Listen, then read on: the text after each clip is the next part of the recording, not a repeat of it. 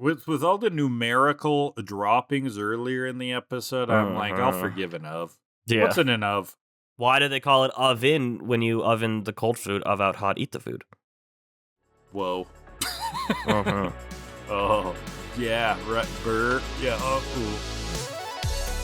ooh. Wow, I'm so angry, Kellan. I can't contain it. The rage, it's getting all over everything. It's all over my desk. It's all in my hair. I don't have any hair, so we're good there. The rage is consuming me, Kellan. What am I gonna do? Welcome back, everyone, to TKAD. It's Rage Week on Kill A Delibird, the Pokemon Anime Rewatch podcast, where we dive into the Pokemon anime, trip over it, compare it to literature, blah, blah, blah, blah, blah.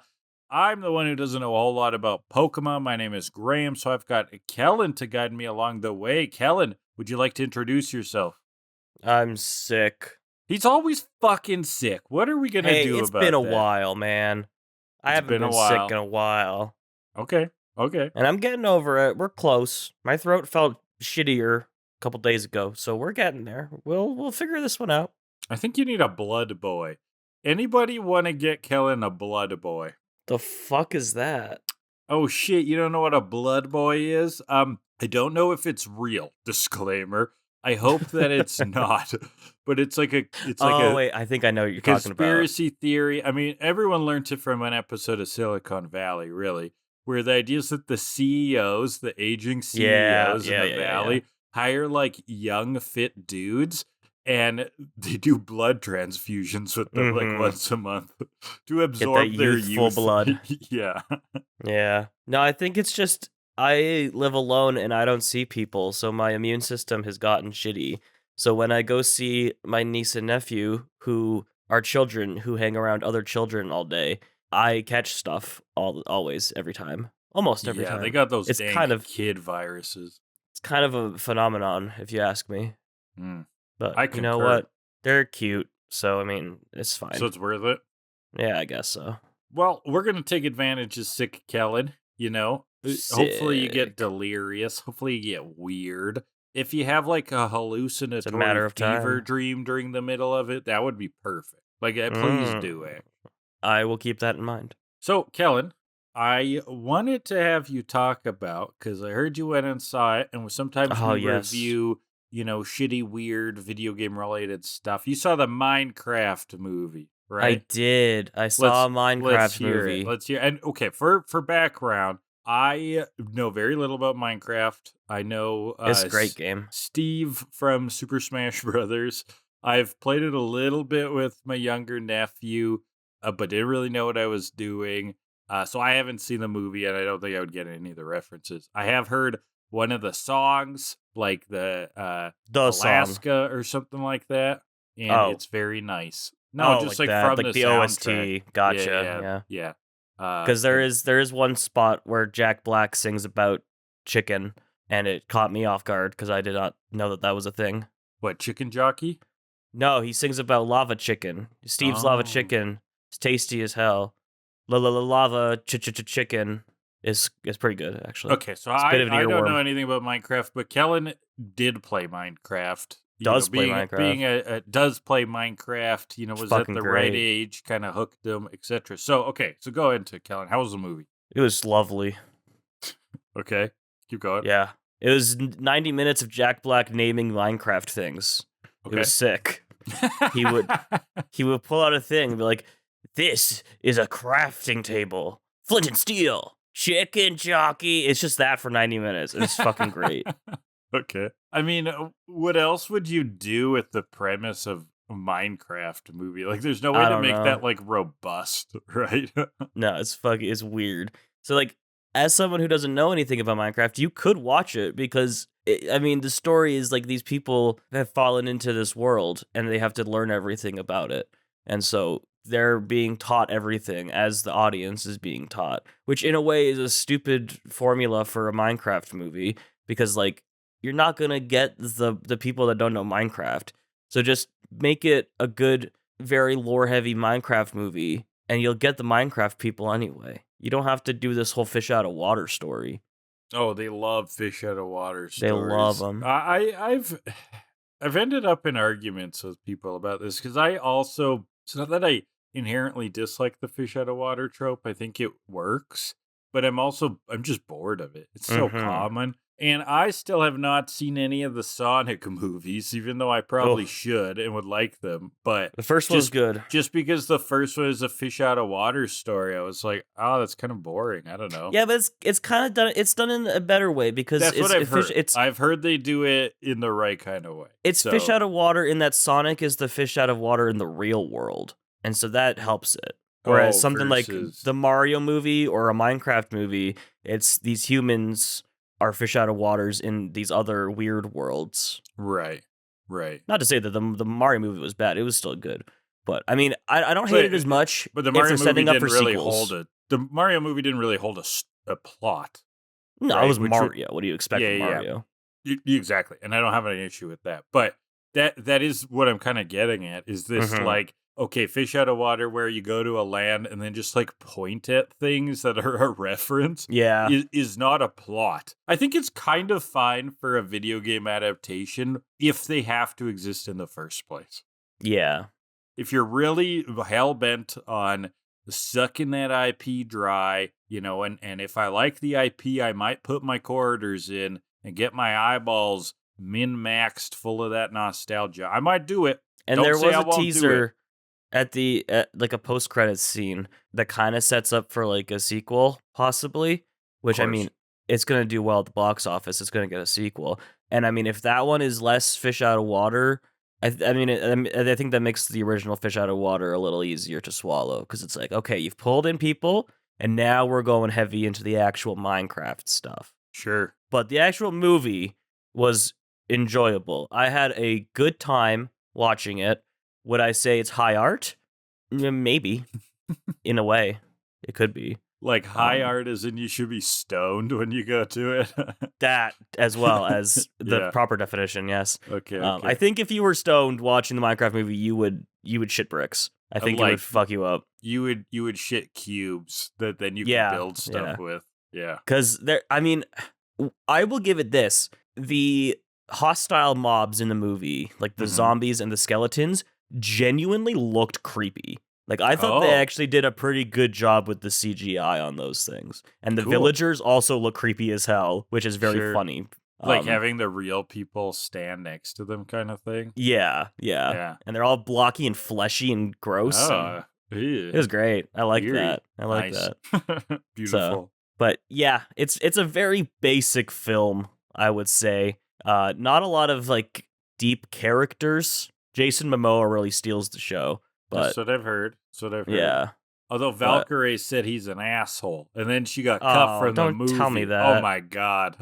My friend once said that Jason Momoa could stretch him like a shower drain.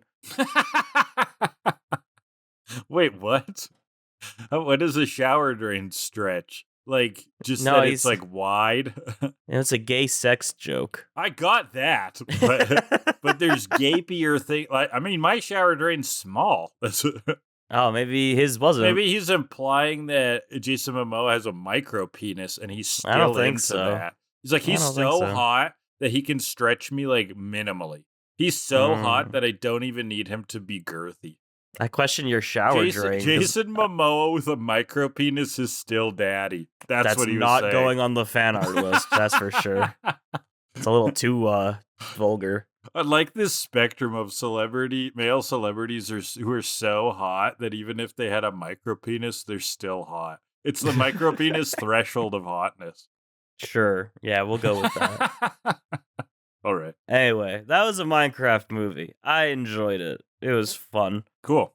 I mean, I'm glad that kids generally seem to be liking it. Tell me about it. I don't hear a lot of like the parents who aren't into the series. They're just kind of like, I don't know what the fuck that was, but kids are genuinely liking it. So like, that's great. That's cool. Well, I mean, it's not hard to please kids when it comes to this kind of movie. You just got to throw in a bunch of references, and they'll do that Leo meme the whole time. It's that thing. There is one part in the movie that's actually like very, very heartwarming. There was a Minecraft YouTuber named Technoblade. He died of cancer a few years ago. His skin was a Minecraft pig with a crown. And when Jack Black and the other humans enter the village, There's a pig with a crown walking around. The humans point to that guy. He's like, "What's that thing?" And Jack Black's like, "That's not just a pig. He's the king." And it's like, "Oh, that's sweet. That's a very sweet reference." Yeah, that's nice. Yeah.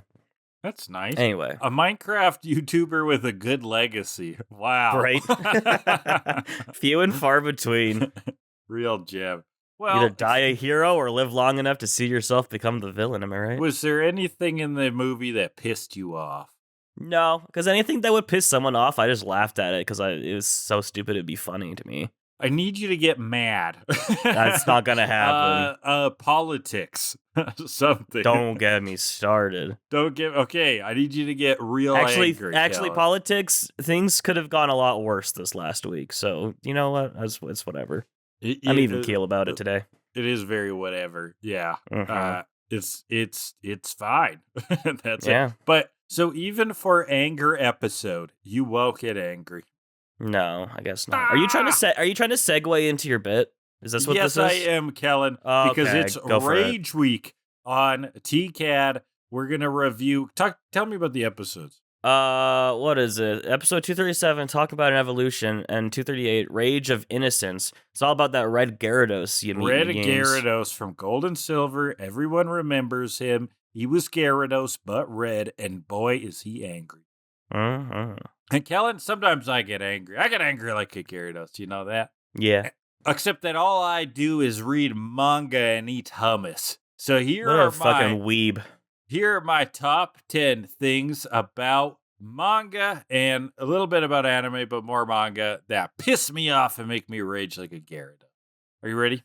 And this is an anime. Yes, I'm ready. This is an anime podcast, sort of. Oh, technically, yeah. Technically. So, number 10, and this is more of an anime-specific thing, but too many face zooms, okay? This is tolerable in manga, where there's like just a page, and it's got a bunch of characters' eyes, and you're like, okay, they're serious, they're staring at each other. But when you give me like a $130 full of zooming in on some triangular eyebrows, holy shit, am I gonna fall asleep? Why do they do that, Kellan? I know, right? They even do that a bit in Pokemon. Okay, sure. Where like something happens and then it's just like we get Ash's reaction, we get Brock's reaction, we get Misty's reaction, we get Pikachu's surprised face. Okay, that one we like, but you know. Yeah, it's a great one. Good meme. Good long-standing meme. Okay, number 9.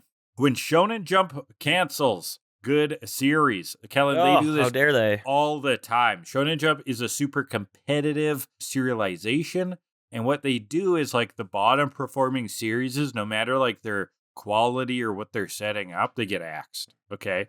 And we've had a few ones over recent years that I really liked. I really liked Red Hood, and I really liked Martial Master Azumi, I think it was called. Martial Master Azumi was an MMA manga about like this kid who's like brother, in his eyes, like his brother like abandoned his family to go into pro martial arts. And so this kid, even though having training from a young age, had kind of rejected it, but now he's getting back into it basically to try to have a relationship with his isolated brother. I think it got canceled because that's a great fucking plot and Shonen Jump is for kids. But goddamn, is that a good premise for a story? Yeah. Number 8. Long hiatuses. What's the deal with that? Okay. Tell me about it. Hunter x Hunter. Am I right? Oh, it's been so long. It's been Enough said. 3 years. I might even be longer. I don't know. Oh, I was close. Number 7. Will One Piece ever end? No. I think we're in the end game, folks. Oda said it so himself. We're in the end game. So. I did hear that the One Piece is real. Oh, it is, Kellan. I think it might end in 2030. My friend tells me I'm crazy. He says it's never going to end. I think it might end in 2030. It's your conspiracy theory? I just see the pieces dropping, you know? The One Pieces? Yeah. I see the One Pieces piecing together to create the One Piece. I see. Well, number 6, and One Piece also does this a lot, but when characters should have died, but they come back right away. Especially if you try to make me feel sad for them, and then they're there in, like, the next scene, okay? Yeah. Or this also happens with villains. Like, Frieza can just stay dead. Like, fuck off with Frieza. It was fine. It was cool when Goku killed him, right? He did kill him, right? But then he comes back as Mecha Frieza. And then he comes back through the, like, hell portal thing, blah, blah, blah. But they already have all the animation cells that they can reuse. If they made a new character, they'd have to make new ones. I guess so. It's all about efficiency. Come on. It's true. Number the machine. something. Number 5. Okay, when your characters look like adults and they behave like adults, just say they're adults and don't make them fucking 15, okay? Yeah. Why did they do that? Tokyo Revengers, okay? This is a series about, like, warring gangs, and they're all, like, driving motorcycles and, you know, they're looking good and blah, blah, blah. And apparently they're in middle school.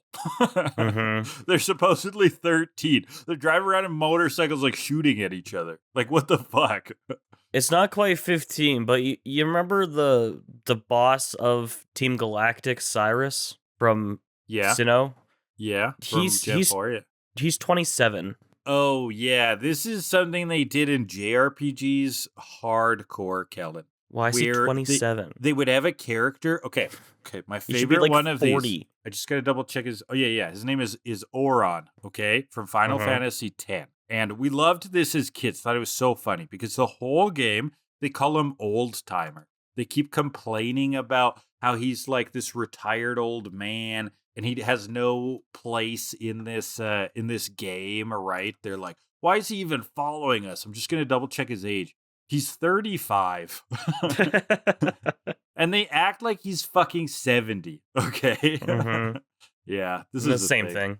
Yeah. Everyone's aged down. Yeah. Cyrus looks like that's a hard 50. 27. Yeah. It's a real hard 27. He's really aged. Yeah.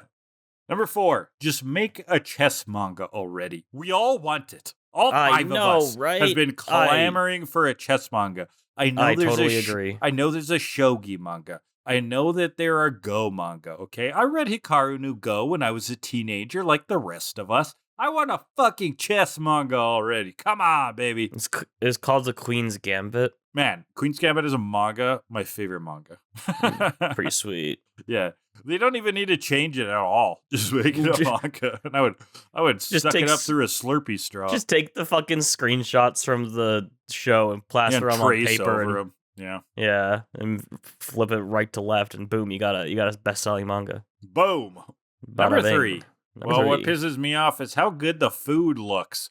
You're making me jealous of a drawing. Come on. I don't have much of an appetite these days, so. Oh, because you're sick. Because I'm sick. I'll find you a manga with some really good chicken noodle soup, and you'll be better in a jiffy. Yeah, number 2. Falling asleep while reading is way too easy. And then I forget what I read because I'm an old man and I got to go back and reread it. Yeah, you're what, like 70? Yeah, I'm like Oron. I'm 1 for 1 Oron's age now. Yeah. Do I feel it? I don't have a cool sword, though. Man, you should get one. I have a cool sword. You should get one. And you're not talking about your penis, right? No, I'm talking about an actual sword. Okay, cool. Yeah. What kind of sword do you have? It's a Zelda sword.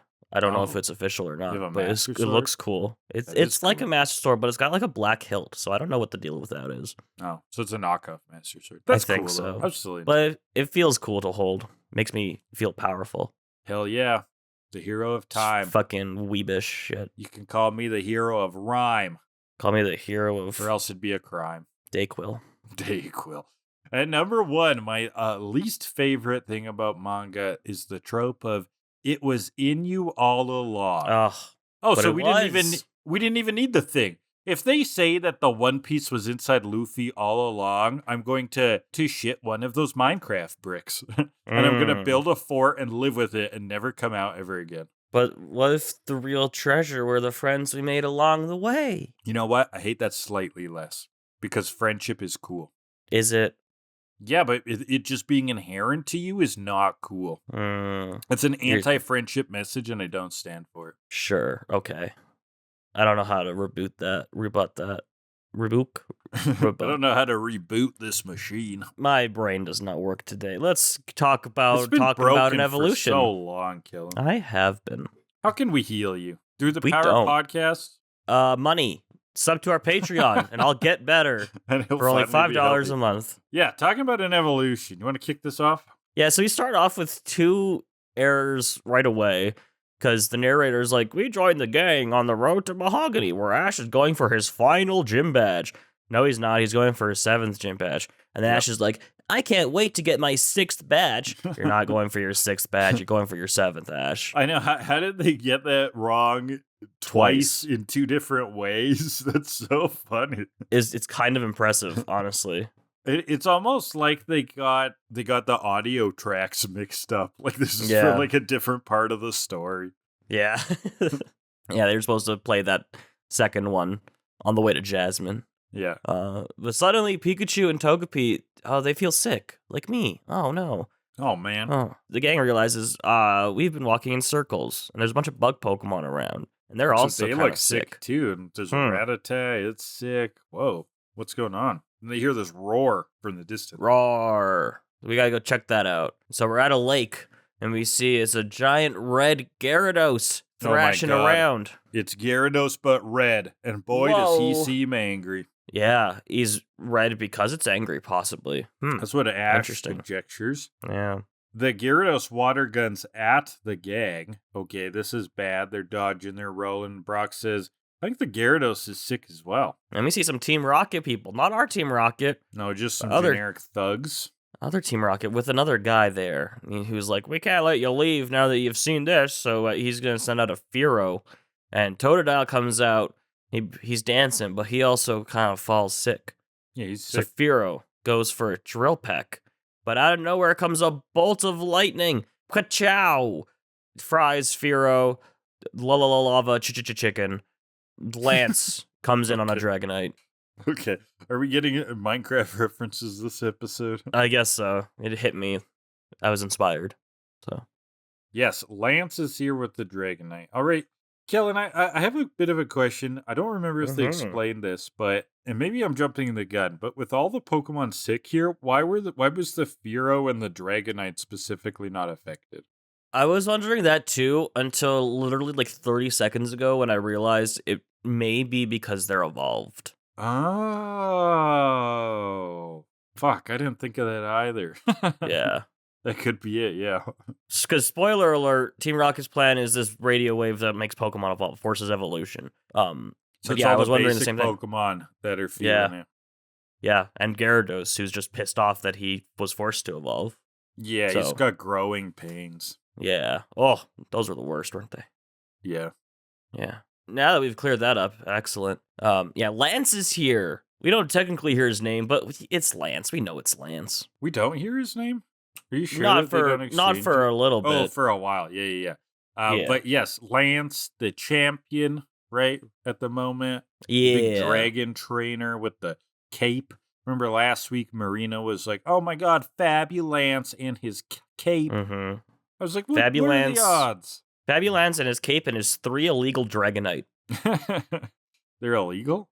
They're all underleveled. What do you mean? Dragonair evolves at level 55. Lance's Dragonite are 47, 47, and 50. Oh, like they defy the rules of the game. Yeah. Oh, so he's doping them or something. Yeah, apparently. He's as bad as Team Rocket. The evolution wave. That fucker. How dare he? It's crooked. Crooked Lance. But he comes in on the Dragonite. We love Dragonite. So sick. Yeah. He tells the gang to get out of here. And they run. And Dragonite whirlwinds Team Rocket, which she can't actually learn Whirlwind, but that's besides the point. And Team Rocket and Lance both take off. Wacha. Away they go. The Team Rocket leader, we do get a name for him later, but I just call him Team Rocket leader a bunch. He's like, I'll get you. And your little dog, too. He's just like generic muscle angry Team Rocket man. Yeah, he is. Well, in the woods, Lance meets up with the gang. Exchange pleasantries, of course. Pikachu and Togepi are better. This is when they realize, oh, hey, you're like super famous Lance guy. He's the champ, Brock says. The unbeatable dragon trainer champion of the Elite Four, who's also a Pokemon G-Man.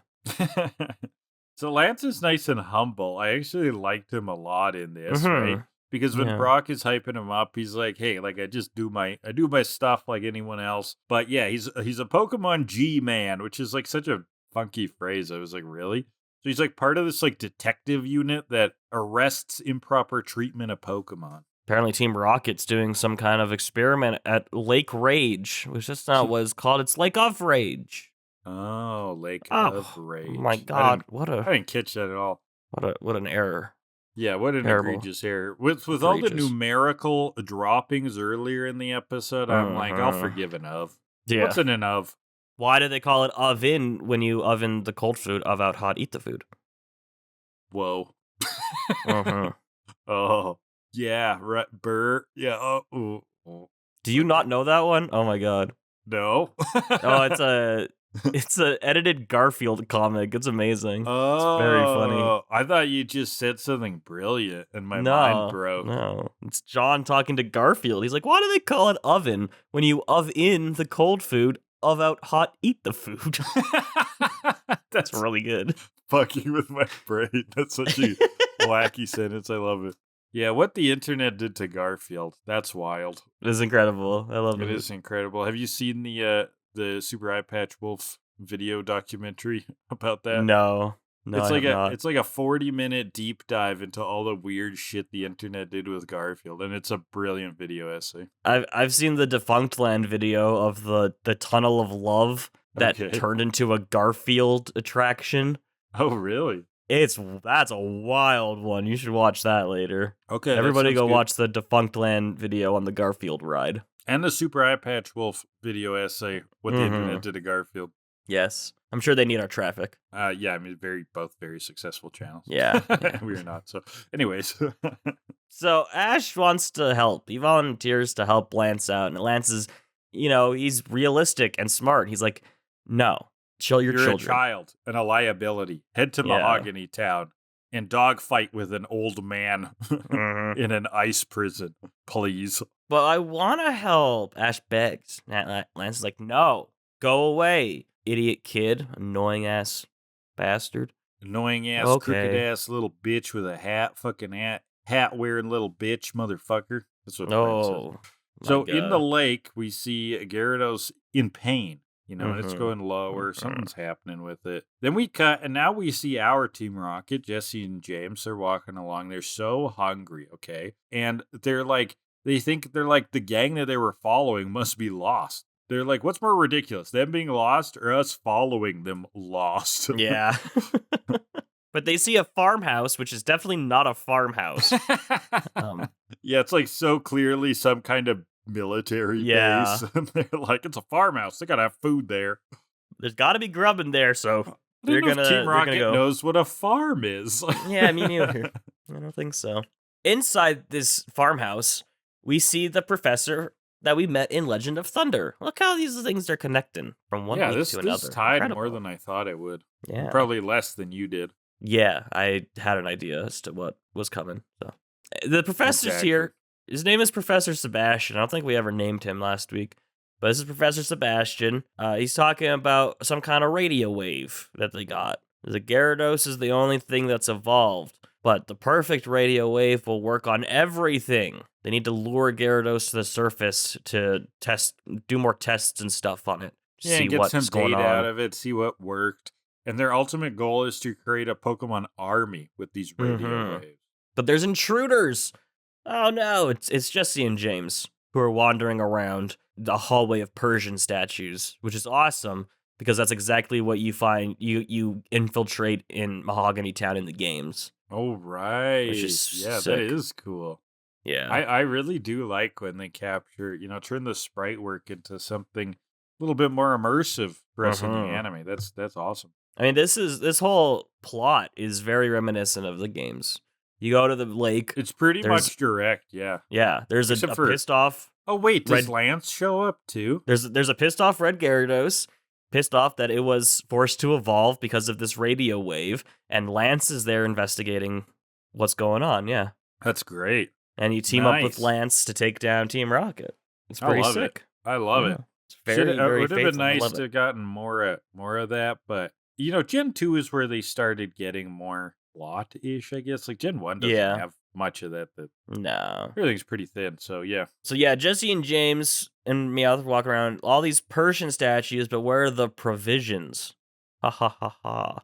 Meowth thinks they're being watched, though. He's got that eerie feeling. James taps one of the statues and, alarm goes off. They're jailed. They are in jail, and the Team Rocket leader, Thug from before, shows up. You got some nerve breaking in here. Jesse and James, though, see the uniforms, and they're like, they're one of us. Oh my god. And they break into a chant about food. Prepare for trouble and a nice surprise. Make it double with an order of fries. To protect our tummies from rumbling too much. To enjoy our meals with a gourmet touch. To denounce the evils of excessive hunger and thirst. To consume so much food you'd think you might burst. Jesse, James, Team Rocket blasts off in search of wonderful treats. Surrender now or prepare to fork over tons of your sweets. Meowth, yeah, let's eat. Pretty good. Pretty good. One of the grunts, looks them up. Yeah, they're legit. They got demoted to rookie level, though, and make absolutely no contribution. They make zero contribution. Zero contributions, and James is like, hey, we do at least 2 to 3%. Or at least 2 to 3% worthwhile. But the data also says that they'll do anything for a free meal. So they're going to take advantage of that. They could use an extra hand or two, so let's go. And we see them feasting, filling their tummies and their egos. They're chowing down, and then the leader calls it, okay, stop eating, time to earn your keep. And Professor Sebastian's there with Project R. It'll put Team Rocket on the cutting edge of Pokemonistic science. Our Team Rocket's going to be in charge of capturing the Red Gyarados. If they succeed, they'll live on in Team Rocket infamy. No note of what happens if they get eaten. Probably the same thing, actually. They just get eaten, probably. Remember those Team Rocket newbies that got eaten by a Gyarados? That was a weird day. Yeah, maybe they'll make the news. It'll be kind of like the Titanic submarine implosion of the Pokemon world.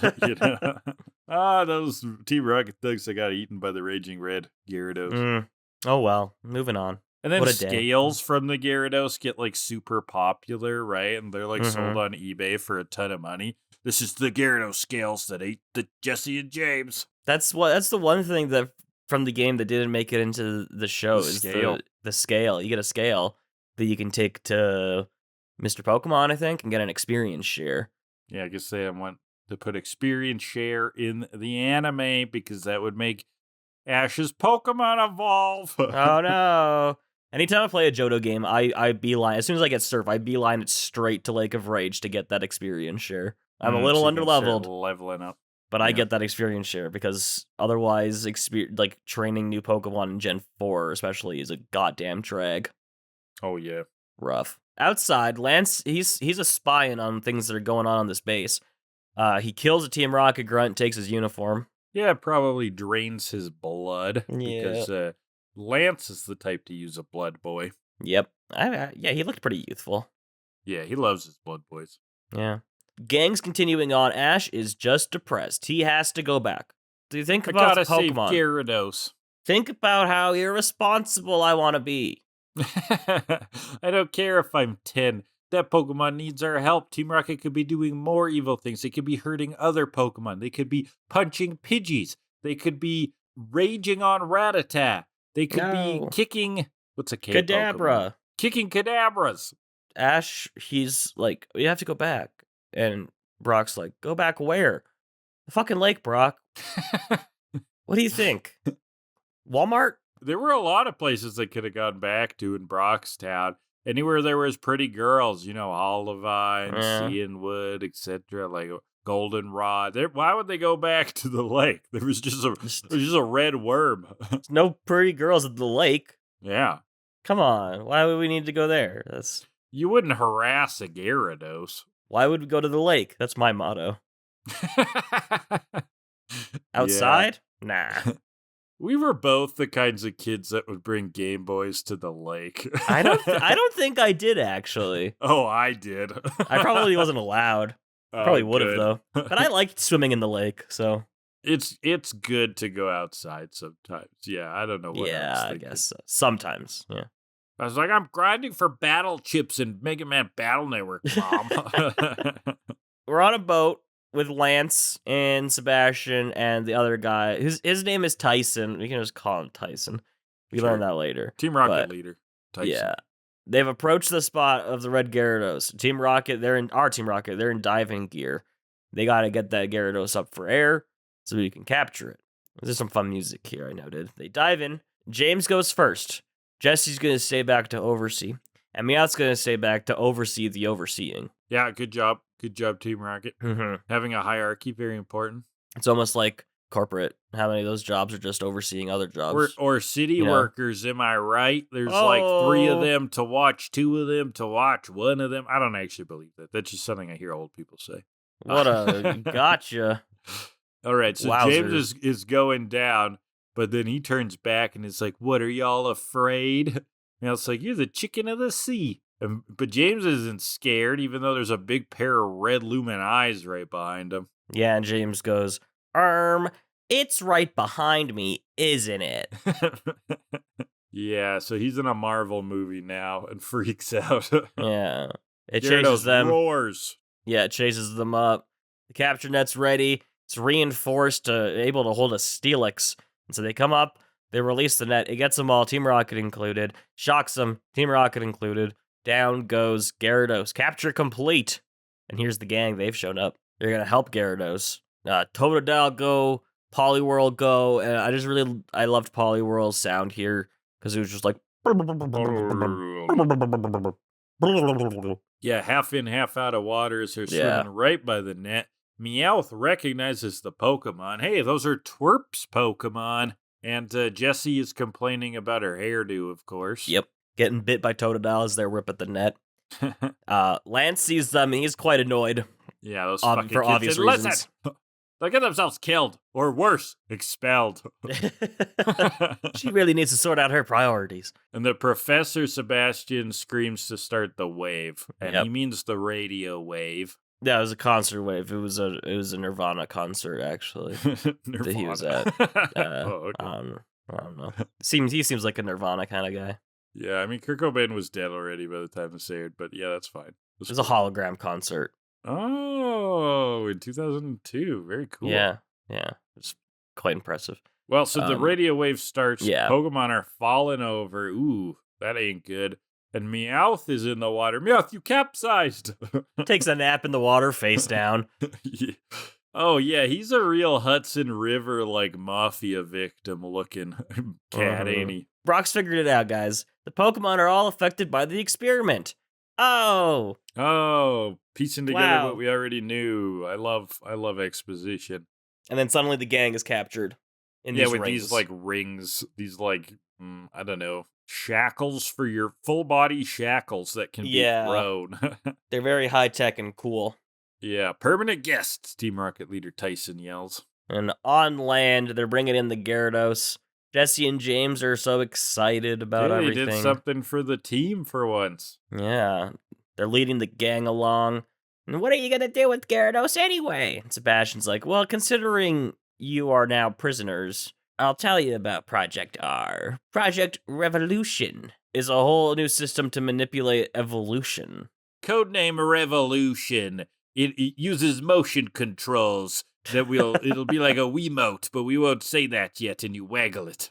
And it'll be impressive, but then the Wii Motion Plus will come out, and it'll be like, whoa, this is actually pretty cool. This actually kind of works now. Wow, it used to just be kind of waggling, but now it follows my control work, one-to-one. Now it kind of does. Wow. But make sure to get some of the Wii remotes that have it built in and not the add-on, because that thing kind of fucks up sometimes. Remember how cool Red Steel looked, and then it was, like, fine? No, I not don't. That good. You remember Red Steel, and then a Red Steel 2? It was like a samurai western thing. You could switch between a sword and a gun. It was like one of the first Wii games, Red Steel. I've heard of it. I don't know anything about it, though. Yeah, well, that's enough. Yeah, that's enough of that. Okay. Misty's like, you're going to interfere with nature. Yeah. Evolution's a natural thing. Not discounting all the stones and the fact that we force Pokemon to fight to evolve them. Or getting them to hold items or, anything like that. Yeah, you can make Pokemon hold a lot of kind of crap these days. Like, you can make them wear boots. Oh, that ain't you can natural.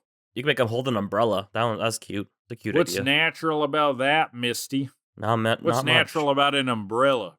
Not a lot. But this Gyarados is proof that the evolution-inducing wave is successful, and we get like an example of a red Magikarp evolving into this red Gyarados. Silly Team Rocket. That's not how that works. It would have been a golden Magikarp. Oh, really? Oh, because that's the Because it's a shiny. Yeah. Oh. So I that's didn't kind follow of through that. no, that's part of their downfall here, I think, is that they believed that it was a red Magikarp that evolved into a red Gyarados. Oh, and that's why their theory's so fucked.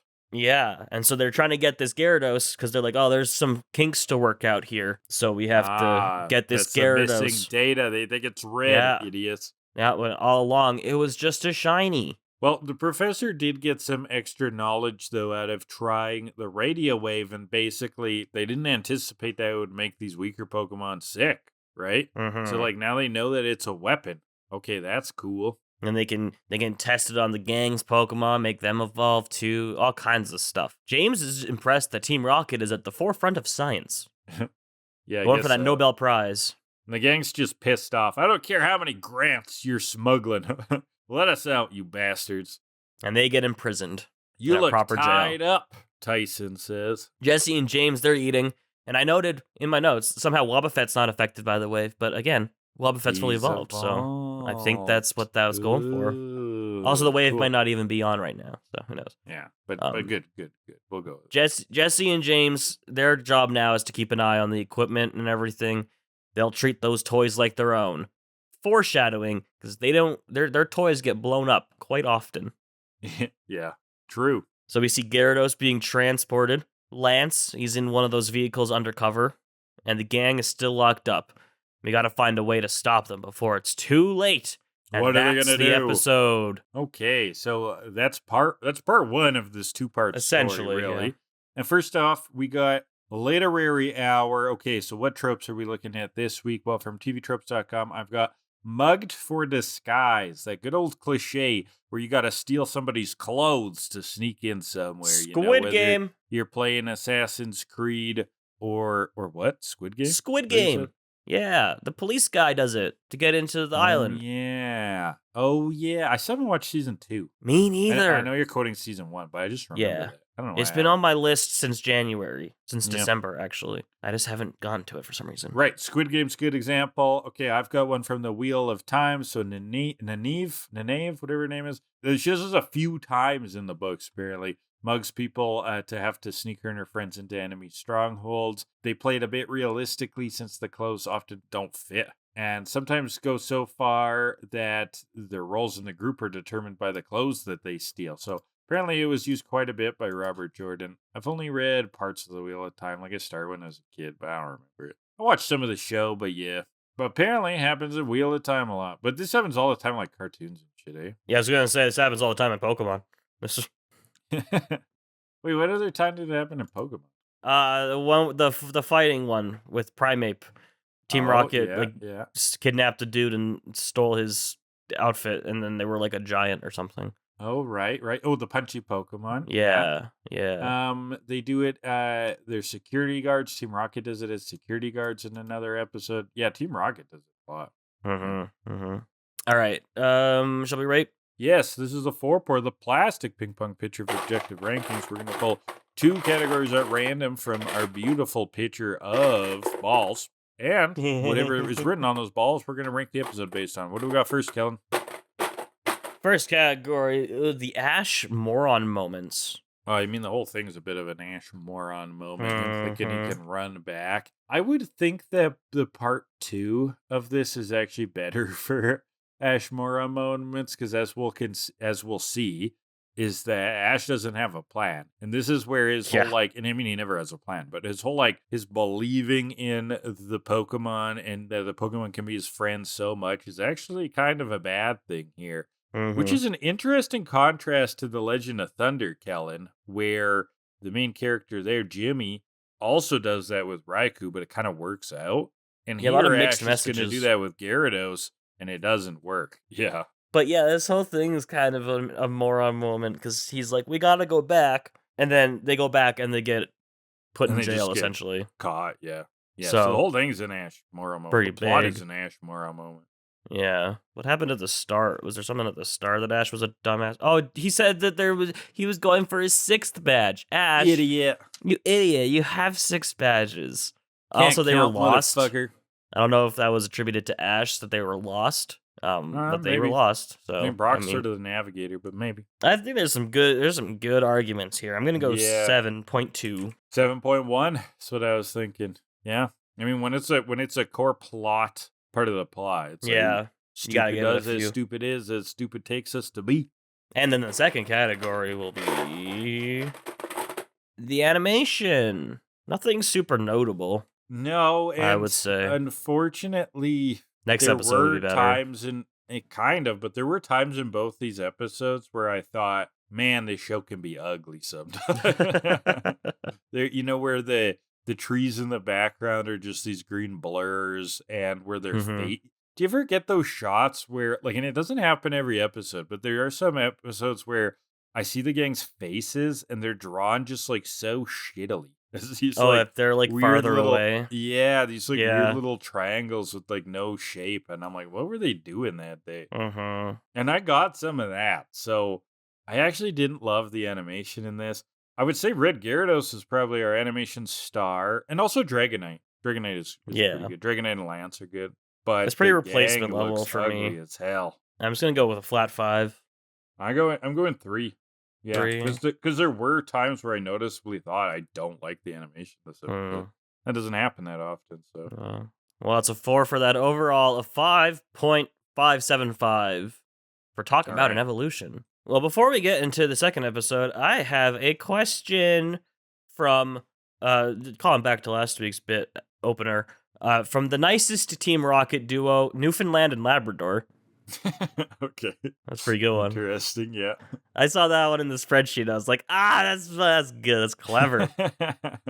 Actually, that would be a really funny name for Team Rocket villains. Yeah, I laughed. Newfoundland and Labrador asks, in several Pokemon games, you can get free shinies via side quest, post games, event distribution. Do you like this model of free stuff, or does it take away from the shiny? Also, if you could ask for a free shiny in ZA, and they spelt it ZED, which I appreciated that as well. What Pokemon would it be? Canuck builds this week. I don't know if they're trying to play nice with us. They got to apologize for those tariffs one way or another. Sure. Assuming they're American, they may not be. Who knows? Oh, that's true. But for me, I mean, I'm probably the more yeah, I was gonna ask you to answer pilled on this one. I don't really. Yeah. So, what's your take? It's cool once in a while, but I feel like shinies have become so easy to get that the shininess has sort of lost a lot of its luster. Pun intended. Shiny depreciation, eh? Yeah, because like you can get so many in like Pokemon Go. And if you get full best odds in like Scarlet and Violet, the odds are pretty high now. And it's just, I don't know, it's lost the rarity that it used to have from its 1 in 8,000 days, where it used to be like this, oh my god, what did I just find? What is this? And it's gone to like, oh cool, that's a shiny. Like, it's still neat. A novelty versus like a once in a lifetime. Yeah. Like, I remember finding my first 1 in 8,192 shiny, and I freaked the fuck out. And I still kind of freak out when I get that rare of a shiny. But these days, it's a lot of just like, there's the shiny I was looking for. Can't believe it took me 2 hours. So long. I mean, it's kind of like pulling cards in the card game right now. It's like, in the pocket version, it's like, if you just spend some time on it, you'll find shit. I don't know. Yeah, so it was cool with Red Gyarados, and it was cool, and like they had a couple with Gen 5, but it feels like shinies are just a lot these days. Too many, oversaturating.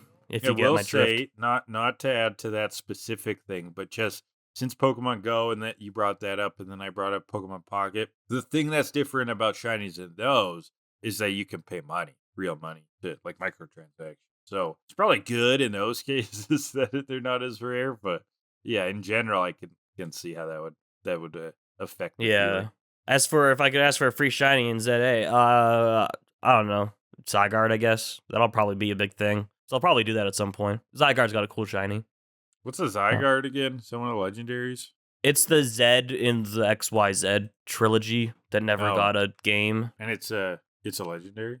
Yeah, it's like a worm. It's got 3 forms. It's like a dog and then a worm and then this giant thing. Oh, and like a dude. Yeah, it's pretty sick, honestly. Actually, yeah, this is very anime, like transforming monster kind of thing. Cool. But its shiny is very toothpastey, which I like. Oh yeah, it's shiny. It's just like Colgate branded. Yeah. Very minty. One in 5 dentists hate Zygarde. Yeah. How dare they? We hate that dentist. 1 in 1 TKADs hate that dentist. That dentist works for Team Rocket. Oh, how dare he? Or whatever the org is in that game. All right, so episode 238, Rage of Innocence. Great name. Previously on Pokemon, blah, blah, blah. This is where we learned in the flashback the leader's name is Tyson, of all places. Yeah, so blah, blah, blah. You can skip the recap. And then, yes, Team Rocket leader Tyson, and he's radioing ahead that they're going to bring the Gyarados, okay? And Professor Sebastian confirms, reminds us, I guess, the Gyarados will provide a bunch of info, a bunch of data that they can use to complete the wave. It's kind of at like 80% development. And the van in the back pulls over. It's Lance. He calls Officer Jenny, gives all the info, and he drives back to the lab. Now the gang the base. Imprisoned, they're yelling. Yes.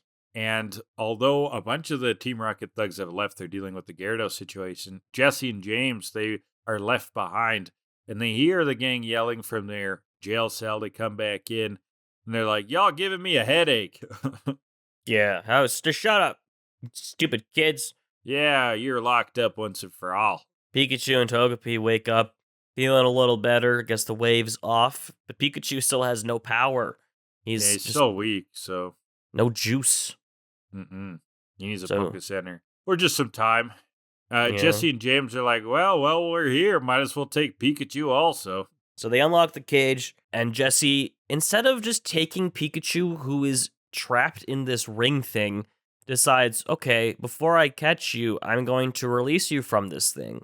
It was stupid as hell. I was like, Very what is stupid. good? Why? She didn't really explain it other than that she didn't think it through. Especially because it releases everybody else by accident. Equal opportunity opener, eh? I didn't expect that, she says. Fucking DEI opener, am I right? Yeah.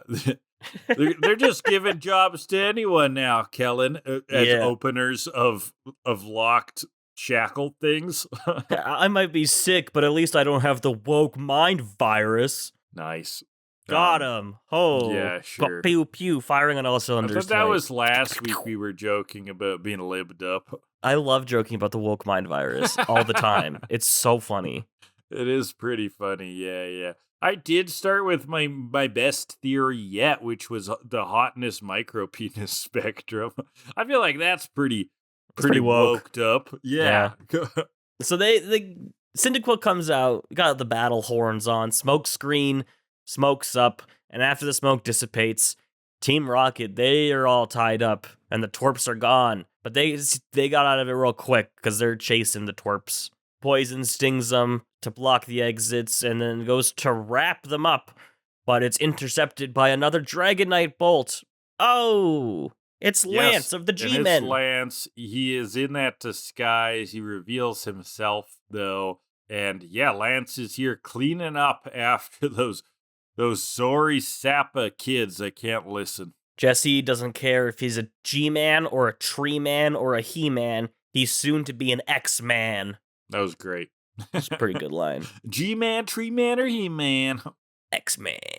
Arbok goes in for the acid, but a Twister, Dragonite Twisters, scoops him up, and they all go blasting off again. That's an actual game move, right? Twister? Yeah, it's pretty shit. Oh, okay. I mean, it's fucking balling in the anime, though. Oh, yeah. Uses it a couple times to nice effect. It's got the same power as, like, Scratch. Oh, what the fuck? For some reason. Yeah. That's weird. I want to say it was, like, the only dragon move introduced in Gen 2. And Dragon Breath. Dragon T5 well. Versus a Scratch from a little rat boy. What wins? They also introduced Dragon Breath and Outrage in Gen 2. So Twister is just the worst of them. Wow. By a decent amount. That's too bad. They could really, really cool. It really should have been. Yeah, because the description, the user whips up a vicious tornado to tear an opposing Pokemon. 40 power. Whap, whap. That just doesn't add up. It's like, y'all know how deadly a tornado is, right? Yeah. Really should get buffed. I mean, I guess a rat scratch could be pretty bad. You could get an infection. Yeah. So. Yeah, that's another held item they need to introduce into the games, the tetanus shot. Yeah. Yeah, to defend against scratches from Rattata specifically. Most unused item ever. Yeah, not needed. So, yeah, Dragonite's Twister, Team Rocket's blasting off, and this is where Lance turns around, scolds the gang, like, really? Getting Fuck yourself you! into trouble, you gotta listen. And the gang's like, look, we're sorry. And Ash is like, but I just had to help. And Lance is like, yeah, I get it. Yeah, it's fine. Oh, that was quick. You're worried about the Pokemon too. Blah, blah, blah, blah, blah. Well, yeah, we all are. It's just a woke lib mind virus. We get it. Okay. Sorry. That's how I know you're woke and how you're with me. All Do right. we have to say that we're not sincere? Is that obvious? We're using it ironically. Yes, that's. Okay. I mean, in the current state of things, of the current state of day, I feel like you got to be obvious about it. But that's we haven't boring. made our right wing pivot yet. Not yet. Just wait a minute. Just when we wait. start talking about Pikachu doing steroids and eating goat meat every day, and yeah, I think we already do that. eat goat meat. Yeah, I do. Every Yeah, day. yeah. No, I eat beans and beans like a healthy boy. All Okay. the deans. All the beans, all the beans. Anyway, we're at the machine for the radio wave thing. Dragonite hyper beams it, breaks it, knocks over the antenna, and we're off to Mahogany in the car. Vroom, vroom. Yeah, and then we see Team Rocket with Sebastian in a helicopter. Well, not our Team Rocket. This is The other the Team other Rocket. Team Rockets. Yeah, the Team Rocket leader, though, is calling back to Jesse and James. And Jesse and James is like, we need backup. Something's happened. And Lance came in and his Dragonite. They came in a blazing. We need backup. We need 5 of your best men. And like, wait, we need more than 5. All right, 20 men. Oh, higher. 50. Higher. All right, give us 100 of your best men. Turns out Tyson hung up a while ago. Yeah, I don't think he listened to any of that. It's so funny. He's probably calling headquarters right now. We couldn't see Tyson just livid. Okay. Luckily for him, I guess, the Gyarados transport is ready, so they'll just go ahead. Now, how he decided to transport this thing was so dangerous. They're flying the Gyarados like between 2 helicopter. Okay. Helicopter, known for their sturdiness and their safety. Yeah. Questionable decision at best. But it's going to be fine for them because Gyarados is going to stay asleep the whole time, right, Kellan? No, actually, he wakes up immediately. and just starts thrashing. Yeah. Yeah. The wave is worn off. Pikachu and Togepi sense something. So Lance in the car, he's like, all right, time to put the pedal to the metal. And he goes around the corner, and he goes like a brisk 50 kilometers an hour down the road. It was very slow. That's called Japanese speeding. It was very funny. Very law-abiding. Time to put the pedal to the metal without going over the speed limit. Can't give them bad driving tips. 10 and 2. Check your blind spots, everybody. That's how you really save the day. Use your fucking blinkers, people. I mean, Learn how to right. zipper merge. Jesus. Take your turns. And give me the little wave after in the mirror. Yeah, if you don't give me the wave, I'm going to die. Take your stupid insert political figures here, stickers off of your car. Make you look like an asshole. And put on that sticker I saw that was like, excuse the speeding, I'm listening to the Sonic Adventure 2 soundtrack. The great bumper sticker. So good. So funny. I wish I had imagination like that. I could just sell bumper stickers for a living. Yeah. But I can't think of gold like that. Remember when selling bumper stickers could give you a home and a 401k? Ugh. Petridge Farm remembers. Tell me about it. Okay, so yes, they're driving there. Now, we see the aftermath of the helicopter scenario with the thrashing and the smashing. The helicopters have been pulled down into the stream, and Gyarados breaks out and just starts destroying buildings, okay? Just hydro pumping everywhere. Yeah, he is wrecking, and he doesn't care what. We see that Team Rocket leader Tyson was actually fine, though. Doesn't matter that he was just in like a crashed helicopter. The gang and Lance see him, so they pull up beside. Ash jumps out of the car, trying to talk to it, but just gets hydro pumped. You escaped. Good job. Good job, buddy. He just keeps destroying it. Ash is like, no, stop, calm down. That never works, Ash. Please, for the love of God. Never tell an angry Gyarados to calm down. That is going to make him more angry. Yeah. I heard they're making a remake of 12 Angry Men, but with Gyarados. It's just called 12 Gyarados. You like my joke, Kellan? It's just 12 fucking Gyarados in a courtroom thrashing around. That's just the name of it. No, the name of it's just 12 Gyarados. You get it? Because they're always angry. Because angry Gyarados would be redundant. I got you. Yeah. Yeah. See, I was trying to build on the joke. You were trying to yes and I just assumed that you didn't get it because it was so nuanced. Yeah. Oh, okay. My fault. I'll take the. No, it's just 12 Gyarados flopping around because they don't have any water. They're dying. We're not a robust legal counsel, they scream. This was a terrible idea. Why are you putting this on the layman? We can't decide this. We are not God. Who are we to determine who is and isn't worthy of justice? Who are we to play God? Then hyper beams just bring the whole courtroom down. So Gyarados is out of control. Lance is like, well, there's nothing we can do. Cool. Yeah. But now he has an idea, actually. Dragonite comes out. Tells it to stop that Gyarados. But here's Tyson again. The vans follow Gyarados. The gang follow them. And so it looks like we're going to get Tyson v. Lance. Yes, and Tyson reveals that not only does he have Fearow, Kellan, he has Fearow. He has a second. Oh. What a diverse team. He's got 2 Fearow, so they come out to fight Lance's Dragonite. They charge in with a Fury. Dragonite dodges, goes for a wing attack. It smacks the Fearow. They turn around, go for agility, but Dragonite naturally being fast, nothing's hitting Dragonite. He goes for a Thunder Wave, followed up by both sides hitting back with Hyper Beams at the same time, which smash dab in the middle. Big explosion, and before we see anything, any aftermath, we cut to Gyarados.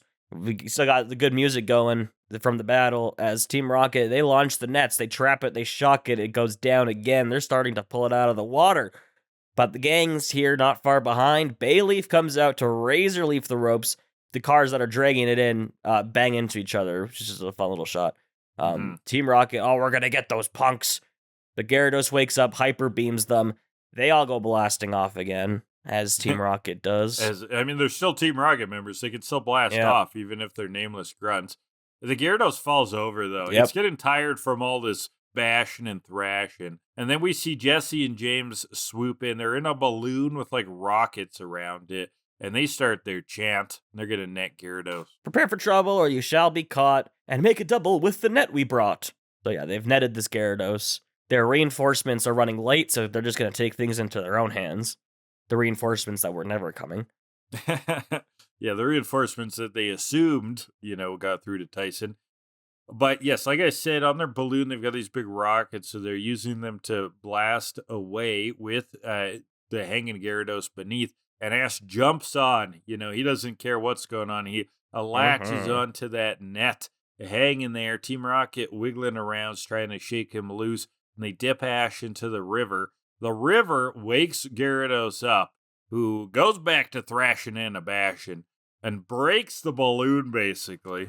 Yeah, and Ash goes flying. The balloon crashes down. Pikachu will be the consolation prize now for Team Rocket. So they're just going to take Pikachu. Arbok comes out. Pikachu's all juiced back up. He's ready to go. He's had enough time to recoverate. I switched from recover to recuperate in the middle of the word. That's what we need you to do, Kellan. Recoverate. I'll send you some recoverate in the mail. I can't even say that now. I've been pumping Dayquil and NyQuil, dude. We're getting there. Maybe if you combine them and drink them at the same time, that creates Recoverade. The forbidden cocktail. The forbidden afternoon quill. Yeah. Well, Pikachu's ready to go. Arbok poison stings. Agility by Pikachu dodges it, and Thunderbolts, kaboom, blasting off again. That was pretty quick. Yeah, quick one, and they're out of here. Hey, will we go down in history? Well, we're going up in this story. And then down. They blast off. Meanwhile, Dragonite still dodging those Fearow, but he gets hit. In comes a Drill Peck, but Dragonite gets back up just in time, twisters them down, and then suddenly, here's Jenny and the cops. You violated your last conservation law. How many were they allowed to violate before? Well, but no more, Kellan. They got away with those other ones, but they're done. And Lance with the good last words. Book him, Officer Jenny. Oh, thanks, Nice. Thank you, Lance. Yeah. But the episode's not over. No. It's actually, we're only at the 16-minute mark. Just I begun. wrote that down because I had to take a break and do something else. 16-minute mark. Gyarados is thrashing still, now towards a town. It's hyper beaming all over the place. Bad. Yeah. Going straight for the center of town. Ash tries to reason with it, as Ash does. We want to be your friends. The gang's on the bridge. They're like, stop, let's help you. Please don't hurt anyone. Gyarados is like, nah, hyper beam. Brr, brr, brr. But then suddenly, out of nowhere, for the third time in these 2 episodes, Ice Beam from a a dugong. beam flies in. A beam flies in from Yeah, I was nowhere. like, what the fuck's this thing? I was like, you know what, Kellan? It took me a second because I was like, what? Does Lance have a dugong? It took me a second, but then I figured it out. Some old frozen guy. In place, yes. The Gyarados is frozen. Well, not the frozen, but the river around him's frozen. Yeah, he's blocked. And Ash is like, oh shit, that's awesome. And there's this old man there with the dugong, and he's like, you fucking idiot kids. Humans can't be friends with Pokemon. You're putting the countryside in danger with your rampant libbed up ideology. You stupid communist kids. Mahogany was a beautiful town before the woke mind virus came and ran right through it. Yeah, remember when the free market gave us all jobs on the railroad? And you could get college tuition for a nickel. Now I try to compliment the young lady at the grocery store and she gets mad at me for calling her a her. What's happened with this country? I can't even smack the lady's ass anymore. Remember when you could just do what you wanted? The good old days. Herbert Hoover remembers. This would be funny if it wasn't so sad now. Yeah. Yeah. Oh, well. Yeah, so this old guy, you're naive. You can't be friends with Pokemon, idiot. Who knows who this old guy is? I don't know. No idea. I'm sure he won't come back. Who knows? He likes ice beams. Don't know who he is. We get a nice long shot on just his face to close out the scene, just to be like, okay, remember this guy. Remember this face. Okay? You got it? Okay, next scene. Yeah, he kind of looks like Clint Eastwood. Okay, moving on. And sounds a lot like Gary. Oh, really? Okay. Yeah, same voice actor. Yeah. Nice. So the gang meets up with Lance again. Dragonite, Thunder Waves versus Gyarados' Hyper Beam. They meet in the middle, explosion. They just keep doing that a few times. Mm-hmm. Lance knows that battling is the only way to save Gyarados. You can't reason with this thing. You can't talk to it. You gotta just take it down. Yeah, we're gonna have to fight for our right to party, okay, Ash? Okay. Dragonite zooms in with the Twister, and like I said, the Twisters look cool in this episode. They do have some nice spots. It hits. Gyarados looks to be down for a second. Brock and Misty are like, you know what? We can't blame the Gyarados for this. Like, it was Team Rocket's fault, really. Yeah. He's kind of a victim in this whole thing. And we hear Lance's thoughts, just to make sure everyone knows Lance is a good guy in this situation. He's like, we'll soon get rid of your pain, fear, and rage, blah, blah, blah, blah, blah. Dragonite hits the Hyper Beam real hard. Down goes Gyarados, and Lance throws the Pokeball, and there's suspense. And Lance catches the Red Gyarados. He'll be all right. He's gonna be okay, everybody. Oh, my work here is through. Yeah, I got a new buddy. Yeah. And we're gonna be friends, bitch. Because fuck it's you, old sunset. guy. It's sunset now. We see Jenny locking up Tyson and the Team Rocket goons in the old paddy wagon. She thanks Lance and the gang and heads out. And then Lance and Ash say their goodbyes. And yes, we learn that Gyarados is going to be Lance's friend. He guarantees it. So that's And then they go, ah ha ha ha. That's great, Lance. Yeah. That was a weird line. Ah ha ha ha. What a story, Mark. Off Lance goes on Dragonite, and now we're ready to head to the gym and get that 7th badge, and that is the episode. We did it. Nice little duet of episodes. Yeah, these you were know fun. What? reminding me of how much it does match the game. Beautiful. I want Mm-hmm. more stuff like that. That's just like, okay, it lets you kind of live out that game part, but in something a little bit more vivid, a little bit with that anime style. So Yeah. very nice. All right, so literary hour from tvtropes.com. I've got a trope called "The Meddling Kids Are Useless." So this is your usual, a series with children, whether it's like Harry Potter or Scooby Doo. It often has to do with the young main characters meddling in the situation, right? Getting involved. And often, they save the day. That's kind of the hero story. But sometimes they don't do shit. Sometimes they try and it doesn't go anywhere. Kind of like, or sometimes they just don't have an impact on the main story. Kind of like Indiana Jones and the Raiders of the Lost Ark, where the Nazis would have opened up the Covenant of the Ark, even if Indiana Jones wasn't around and had their faces melted off. Wouldn't have happened anyway. So got a book here, Moby Dick, main character Ishmael. He's kind of the narrator that we're following. He has a characterization in the first 50 pages. Then there's like 750 pages of whale anatomy and whaling laws off the coast of England. And then there's the finale. And that's kind of it. And Ishmael isn't really involved in any impact on the plot at all. It's all just Ahab and the whale. They're basically the only characters that do anything. Yeah, that makes me less interested in Moby Dick, I think. Just whaling laws? It's a bit of a slog, but Kellan, it's also very strong metaphorically. And reading it is sort of a metaphor of itself, because you can see how Herman Melville got caught up in the weight of his own story and got basically obsessed with everything that there was to do about whales, just like Captain Ahab got obsessed about chasing the white whale. So it's like a metaphor on a metaphor on a metaphor. It's worth reading, but it's a fucking slog, Kellan. I believe it. It is a rough one. I believe it. But it's kind of sick. Sure. All right, we're going to rate this thing and finish up? Yes, 4-pour me twice, or don't 4-pour me at all. Well, the first category will be...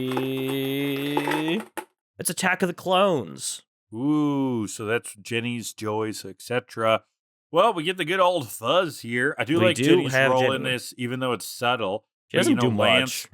But Lance calling her in, locking him up, it's kind of a cool little touch. It's really a better touch for Lance, though, because, he's working with the law. He's kind of the hero. He gets things done. And Jenny's there to be like, all right, you poachers, to jail. Throw them in the truck. Yeah. Yeah. So she kind of just shows up and takes off. I'm going to go 4.6. Yeah, I mean, I don't think we can give a whole lot, but I do like that Lance's role with that. I'm going to go flat 4. So that's 4.3 for Attack of the Clones. Final category of the day will be the world's worst detectives. Were there any detective moments? I mean, Ash trying to win the day with friendship, I would say, is he can't read the fucking room. Well, we're going to go backwards through the episode. We've got Ash saying, is it okay about the Gyarados? Yeah. That's maybe not that bad. Is it okay? Oh, what about Brock being like, it's Team Rocket to blame for Gyarados' anger? And he says something like that a couple times in the episode, I think so. Yeah. So there's a few. Yeah, I don't know. There's not much going on in this episode. I think the first episode would have been better. Where Jessie tries to catch Pikachu. Yeah, that's not a detective moment, though, really. Like where she releases all of their shackles. Yeah. It's like world's worst capture, or world's worst kidnapper. So yeah, there's not a lot there, I don't think. No. Not a lot of milk to squeeze. milk, yeah. Yeah.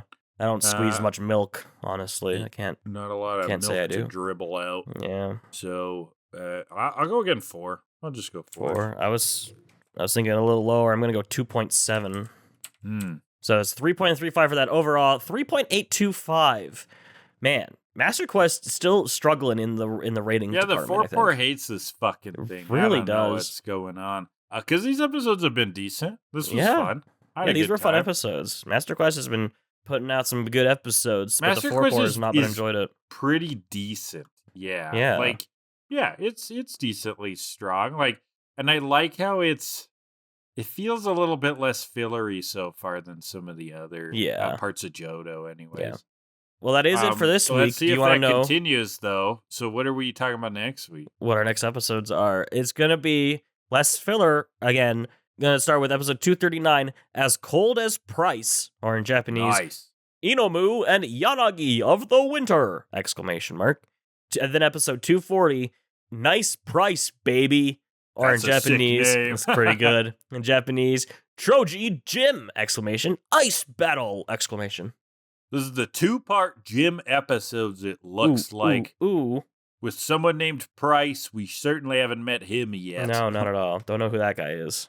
Yes, ice gym time. Hell yeah. So join us for that next week.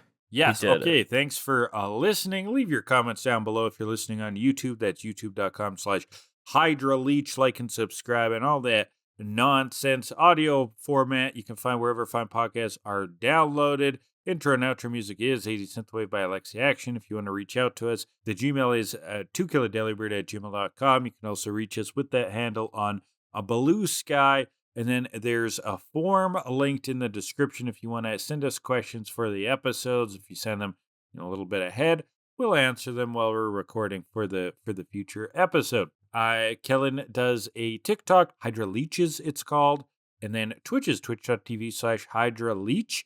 And you're wrapping up things with Coliseum. I think I saw you God, I streaming hope that so. again, right? God, I hope so. Yeah. Yes, and we have a lot of fun over there watching Kellan on Twitch, so please join. And then finally, there's a Patreon linked in the description. It's just a tip jar if you want to help the channel, support the podcast. Much appreciated. Yeah, anything else, Kellan? I need medicine. Yeah, you need that good shit. You need that hot, dank shit. Pump that Dayquil into my veins, baby, please. You need Dayquil in a chicken. You need a chicken that's like full of infused with Dayquil. Lava chicken. A little lava chicken. Steve's lava chicken. But the tasty lava's as hell. Dayquil.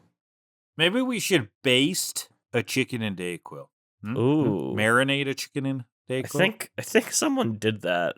Did it work? They poured NyQuil over chicken breasts and tweeted it. I don't remember what NyQuil's response to that was, but it was a funny tweet.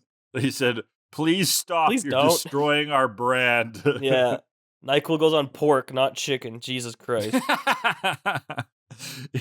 Yeah, you pairing a red cough syrup with chicken. What are you, insane? Crazy. Oh, yeah, everyone man. knows Advil goes with chicken. Advil is the chicken's medicine. NyQuil goes for pork. And then beef is all about just like the straight up fentanyl. Give me that straight beef fent off the street, buddy. Good shit. I love that beef fent. I live off of beef fent. All right, I think that's a good end. Yeah, right? Can you Bye. end it? Can you end it on Yeah, beef I'll leave it fent? on. I'll end it on beef fent.